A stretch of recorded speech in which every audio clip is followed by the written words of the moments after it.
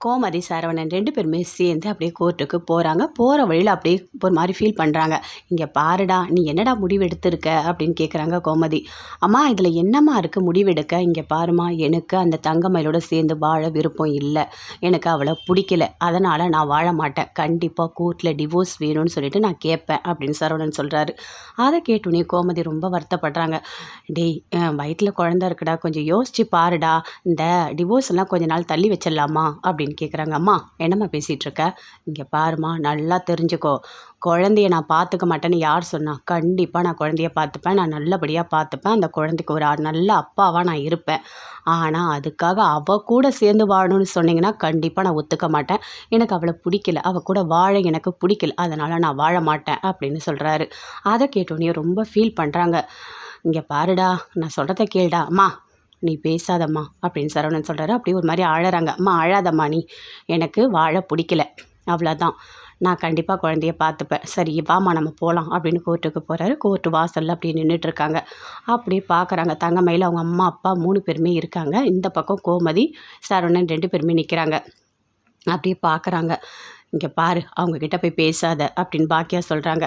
தங்கமயில் அப்படியே நின்றுட்டே இருக்காங்க. கோமதி கிட்ட வந்து தங்கமயில் கிட்ட கேட்குறாங்க. "எப்படிம்மா இருக்கா? நல்லா இருக்கியா? மாத்திரைலாம் கரெக்டாக சாப்பிட்றியா?" அப்படின்னு கேட்குறாங்க. நான் சாப்பிட்றேன்" அப்படின்னு தங்கமயில் சொல்லிகிட்ருக்காங்க. அப்படியே பாக்கியா சரவணன் கிட்ட போகிறாங்க. அப்படியே சிரிக்கிறாங்க. "எதுக்கு என்னை பார்த்து சிரிக்கிறீங்க?" அப்படின்னு சரவணன் கேட்குறாரு. "இல்லை, கடவுள் இருக்காரு. நீ வந்து என் பொண்ணை கழட்டி விட்டுட்டு வேறு பொண்ணை கல்யாணம் பண்ணணும்னு சொல்லிட்டு நீ சுற்றிட்டுருக்க.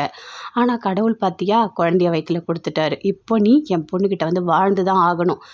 தங்கமயில் வீட்டுக்கு வான்னு சொல்லிட்டு எல்லாரும் வந்து கூப்பிட்டு தான் ஆகணும். வேறு வழியே கிடையாது" அப்படின்னு பாக்கியா சொல்கிறாங்க. "அப்படி ஒரு விஷயம் நடக்கவே நடக்காது. கண்டிப்பாக உங்கள் பொண்ணோட சேர்ந்து வாழற எண்ணம் எனக்கு இல்லவே இல்லை" அப்படின்னு சரவணன் சொல்கிறாரு. "பார்க்கலாம்" அப்படின்னு பாக்கியா சொல்கிறாங்க. எல்லாருமே சேர்ந்து உள்ளே கோர்ட்டுக்கு போகிறாங்க.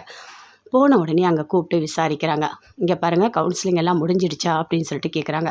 "எல்லாம் முடிஞ்சிடுச்சு" அப்படின்னு லாயர் சொல்கிறாங்க. "என்னம்மா, உனக்கு ஓகேவா? டிவோர்ஸ் கொடுக்கலாமா?" அப்படின்னு கேட்குறாங்க. "எனக்கு ஓகே தான். எனக்கு டிவோர்ஸ் கொடுங்க.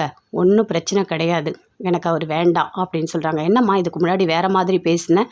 அவர் கூட சேர்ந்து வாழணும்னு சொன்னேன். இப்போ வேணான்னு சொல்கிற" அப்படின்னு ஜட்ஜி கேட்குறாங்க. "இல்லை, நான் பண்ணது தப்பு தான். நான் வந்து நிறைய பொய் சொல்லிவிட்டு அவரை கல்யாணம் பண்ணிட்டேன். அது மட்டும் இல்லை, அவங்க வீட்டில் இருக்க எல்லாரையும் சேர்ந்து போலீஸில் கம்ப்ளைண்ட் பண்ணி அவங்க எல்லாம் ஜெயிலில் வச்சு ரொம்ப அவமானப்படுத்திட்டேன். இதுக்கு மேலே அவங்க கூட வாழற எண்ணம் எனக்கு இல்லை. அவர் எனக்கு வேண்டாம். எனக்கு டிவோர்ஸ் கொடுங்க" அப்படின்னு தங்கமயில் சொல்கிறாங்க. அதை கேட்டோன்னே பாக்கியா கத்துறாங்க.